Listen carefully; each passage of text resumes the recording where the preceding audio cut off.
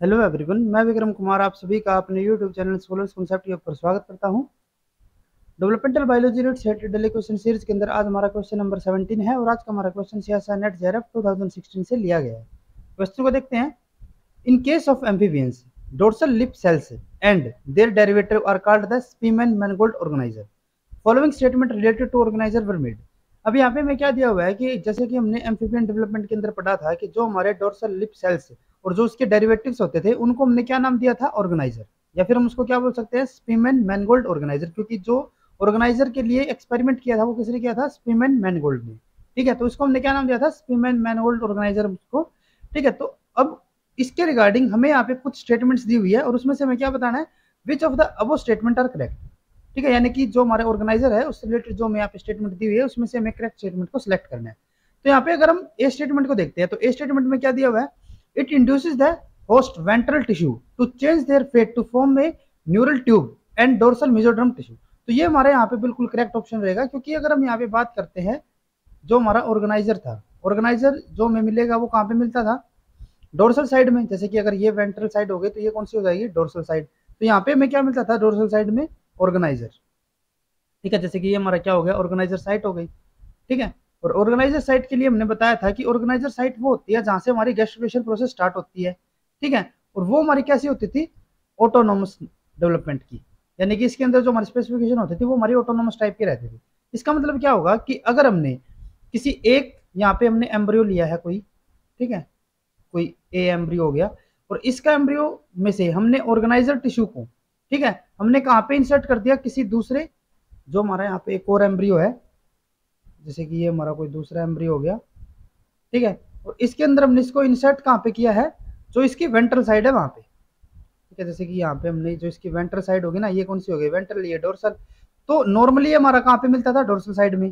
ठीक है, यहाँ पे ये क्या करवाता था, गैस्ट्रुलेशन करवाता था, और गैस्ट्रुलेशन के थ्रू ये क्या करता था, जो एक्सिस फॉर्मेशन होती थी वो करवाता था। ठीक है, अब अगर हम इसको यहाँ पे वेंट्रल साइड के अंदर इंसर्ट कर देते हैं, जैसे कि हमने यहाँ पे इसको इंसर्ट कर दिया, ठीक है, तो इसके पास खुद का भी अपना यहाँ पे एक तो होगा ही। अगर यहाँ पे हम बी एम्ब्रियो की बात कर रहे हैं तो बी एम्ब्रियो के पास खुद का एक ऑर्गेनाइजर होगा।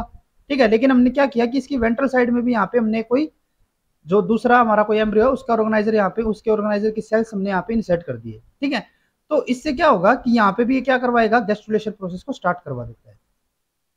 ठीक है, और गैस्ट्रुलेशन प्रोसेस को स्टार्ट करवाने के बाद ये क्या करता है कि जो यहाँ पे इसके सराउंडिंग में सेल्स होंगे, ठीक है, उनके भी फेट को ये क्या कर देता था, चेंज कर देता था।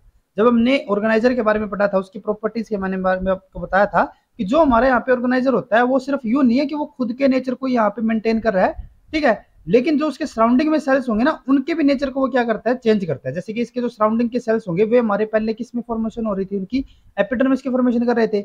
लेकिन अब क्योंकि हमारा यहाँ पे ऑर्गेनाइजर आ चुका है तो ऑर्गेनाइजर क्या करेगा, जो हमारे बीएमपी इनिबिटर होते थे, ठीक है, जैसे कि कोर्डिन होता था, नोगिन होता था, वो क्या करेगा, इनको रिलीज करेगा और यहाँ पे वो क्या करवा देता है, जो हमारे न्यूरल टिश्यूज होंगे उनकी फॉर्मेशन करवा देता है।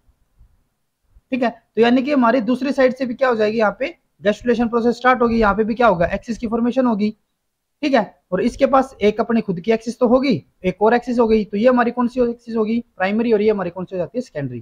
ठीक है, तो इस टाइप से क्या होगा कि जो हमारा यहाँ पे ऑर्गेनाइजर के सेल्स होंगे, ठीक है, वो क्या करेंगे कि जो हमारा होस्ट का वेंट्रल टिश्यू होंगे ना, वहां पे उसके जो फेट होगा उनको चेंज करके वो किस में कन्वर्ट कर देंगे, न्यूरल ट्यूब और डोर्सल मेसोडर्म्स टिश्यूज के अंदर। तो इसीलिए हमारी जो ए स्टेटमेंट है वो हमारी यहाँ पे बिल्कुल करेक्ट रहेगी।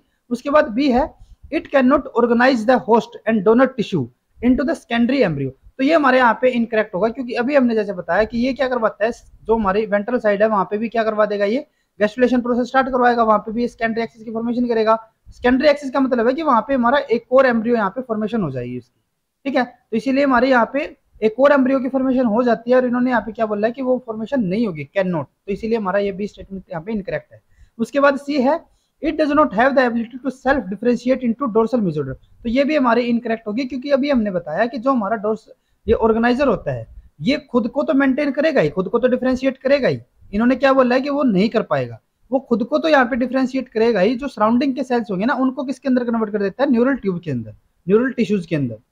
ठीक है, तो इसीलिए हमारी सी स्टेटमेंट यहाँ पे इनकरेक्ट है। उसके बाद है, it has the ability to initiate movement of gastrulation. तो ये तो हमारी बिल्कुल करेक्ट ही होगी, अभी हमने बताया कि ऑर्गेनाइजर क्या करवाता है, गैस्ट्रुलेशन ही करवाएगा, तो इसीलिए डी स्टेटमेंट हमारे यहाँ पे करेक्ट है। उसके बाद है, both beta catenin and chordin are produced by the organiser. तो ये हमारी यहाँ पे इनकरेक्ट होगी, जो हमारा ऑर्गेनाइजर होता है वो हमारा कोर्डिन को तो यहाँ पे प्रोड्यूस करेगा, लेकिन बीटा कैटेनिन को वो प्रोड्यूस नहीं करता। वो जो हमारा बीटा कैटेनिन का काम रहता है वो हमारा कौन करते थे, न्यूक्लियर सेंटर। ठीक है, वो हमने देखा था जो हमारे न्यूक्लियर सेंटर होते थे वे हमारे यहाँ पे बीटा कैटेनिन से रिलेटेड काम करते थे। तो इसीलिए हमारा यहाँ पे जो ऑर्गेनाइजर होगा वो हमारा बीटा कैटेनिन को सिंथेसिस नहीं करता। तो हमारी इस स्टेटमेंट भी यहाँ पे इनकरेक्ट होगी। तो इसीलिए हमारा ए और डी ये दोनों स्टेटमेंट हमारी करेक्ट है। तो इसीलिए हमारा जो फर्स्ट ऑप्शन होगा वो हमारा करेक्ट हो जाता है। अगर आपको ये वीडियो हमारी यूजफुल लगी हो तो please like and share this video. और डेवलपमेंटल बायोलॉजी से रिलेटेड इसी तरीके के कॉन्सेप्ट्स और क्वेश्चन करने के लिए please subscribe to our YouTube channel Scholars Concepts. Thank you.